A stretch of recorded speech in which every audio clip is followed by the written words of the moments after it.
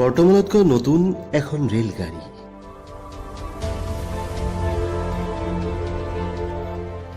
বৰ্তমানতকৈ নতুন এখন ৰেলগাড়ীত উঠি এবাৰ আমাৰ ভ্ৰমণ ভৱিষ্যতৰ দিনবোৰলৈ।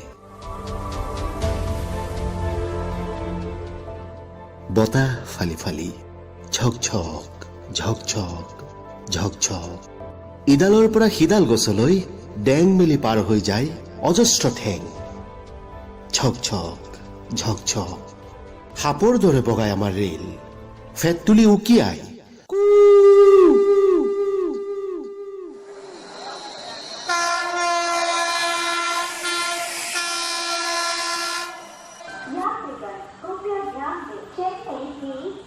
মুছৰ খাই ৰৈ যায় জহন্নাম ষ্টেচনত। ষ্টেচন ষ্টেচন নামি পৰো তৎক্ষণাত। বটলত পানী, জুইশলা আৰু চিগাৰেট। আনা কেইটামান আপেল, ধৰি আনা কোনো নাৰীৰ পিৰিক পৰাক চকুৰ এছাটি জোৱাৰ। আনা আনা সময় কটাবলৈ বাটত বাদামৰ পাহাৰ, পৰ্ণগ্ৰাফী আৰু তাজপাত। পাতা মেম আৰু গোলামৰ ভাগ্য, জোকাৰৰ আদিম বিশ্ৰাম। মেলি দিয়া ভৰি তুমিও সেউজীয়া পথাৰবোৰত খিৰিকিৰে। ঝকঝক ঝকঝক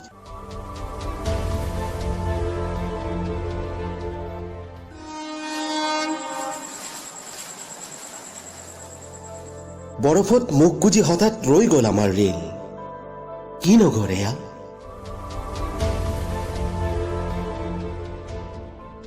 বন্ধ কৰা খিৰিকী দুৱাৰ, চকু কাণ আপাদ মস্তক। কফি আনা নতুবা ব্ৰাণ্ডি। শীত শীত ইমান ঠাণ্ডা। বৰফ পৰিছে উৰি উৰি। কোন মেৰুৰ কাষেৰে আহিছো আমি? বৰফৰ বতাহত ঠেৰেঙা লাগিছে আমাৰ ৰেলৰ চকা। টান টান কামিহাৰ কপি কপি নিজৰে বুকুত পাক খাই থৰ আমাৰ ৰেল। বৰফেৰে বগা বগা বগা ইমান। কি নগৰ এয়া? কি নগৰ এয়া ধবল কুষ্ঠৰ? তুমি জানা নেকি তুমি? তুমি আন কোনোবা হোৱাৰ পৰিৱৰ্তে হোৱা তুমি। জানা নেকি আমাৰ ৰেলৰ ভাগ্যই কেনেকৈ পালেহি এই শীত? ঘড়ীৰ কাঁটাত কিমান মাইল মাইল অতীত ভৱিষ্যতৰ ডাকঘৰলৈ। জানা নেকি তুমি?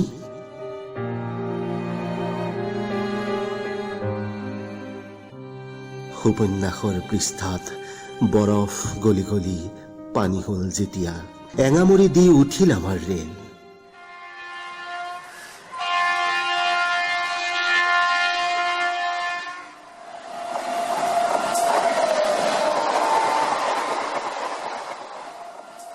কোমল ৰ'দত ঠন ধৰি উঠিলো আমি। আকৌ খহালো বাদামৰ পাহাৰ, বটলত পানী। ঝকঝক ঝকঝক অৰণ্যৰ পিছত অৰণ্য, দিনৰ পিছত ৰাতি, কত দিন কত মাহ বছৰ। দুৰন্ত গতিত উৰি যায় আমাৰ ৰেল। ফেট তুলি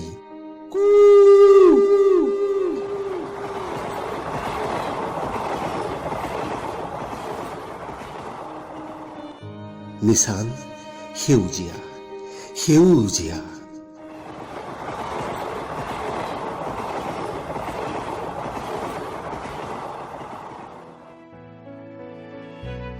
গগনচুম্বী অট্টালিকাবোৰৰ ওপৰেৰে, জুপুৰিবোৰৰ ছট ফটনিৰ ওপৰেৰে গৃহদাহ আৰু ছাইৰ পাহাৰ, ভগ্নস্তূপ, বিষ্ঠা মূত্ৰ নৰ্দমা, ভেন ভেন মাখিৰ জাক, শগুনৰ পাখিৰ ধপধপনি, নষ্ট নগৰৰ উপদংশ, ধুবলৈ ডেটল আৰু ফেনাইলৰ গোন্ধৰ ওপৰেৰে ঝকঝক ঝকঝক ঝকঝক।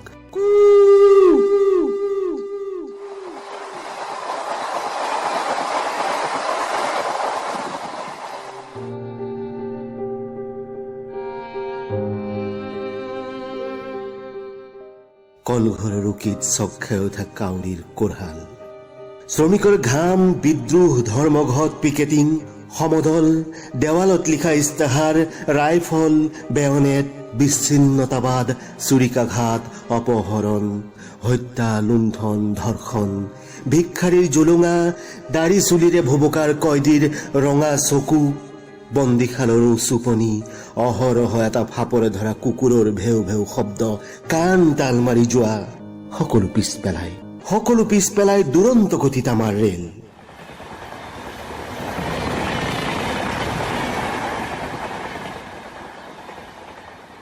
নিচান সেউজীয়া সেউজীয়া। গৈ থাকো পাৰ হৈ সৰ্পিল গতিৰে, কৃত্ৰিম উপগ্ৰহৰ পোহৰ, বক্তৃতাৰ ফুলঝাৰি, বিশ্ব সন্মিলন, সাহিত্যৰ পুৰস্কাৰ, কবিতা উৎসৱ, আৰ্ট গেলেৰী প্ৰদৰ্শনীৰ ভিৰ, মন্ত্ৰীৰ জন্মোৎসৱ, বৃহৎ দেৱালী, মদৰ বটল ভঙা থুম থাং শব্দ, ৰিম ঝিম নৃত্য, সুৰাৰ ৰাগীত কাপোৰ সুলকি পৰা এগৰাকী গাভৰু, ভায়লিন আৰু গীটাৰৰ মূৰ্ছনা, পুৰোহিতৰ মুখৰ দুৰ্গন্ধ, ডাষ্টবিনৰ কাষত স্ফীতদৰা ৰমণীৰ প্ৰসৱ বেদনা, সকলো পিছ পেলাই ঝক ঝক ঝক ঝক।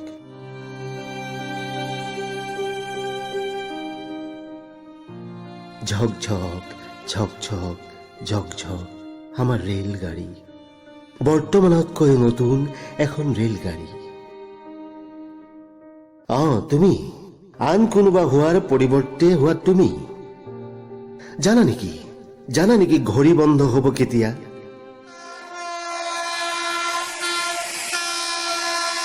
আকৌ ষ্টেচন। নহয় চকু টিপিয়াই নাথাকিবি ষ্টেচন, আৰু নানামো তোত জহন্নাম।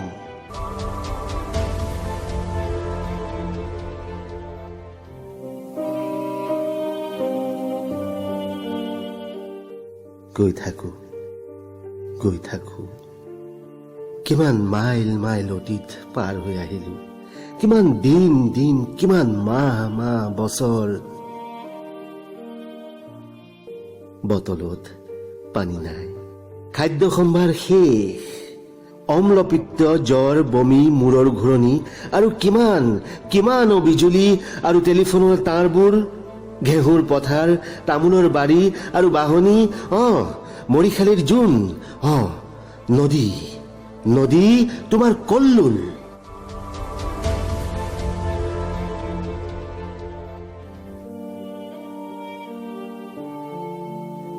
আৰু ঘড়ী বন্ধ হল যেতিয়া, আহি এটা কেন্দ্ৰহীন বৃত্তত মোচৰ খাই ৰৈ গল আমাৰ ৰেল, আৰু খুলকি পৰিল ৰেলৰ সহস্ৰ চকা। তাৰ পাছত গলি গল এটাকৈ দবাবোৰৰ ভিতৰৰ সেউজীয়া উত্তেজনা, আৰু ইমান যাত্ৰাৰ স্মৃতি।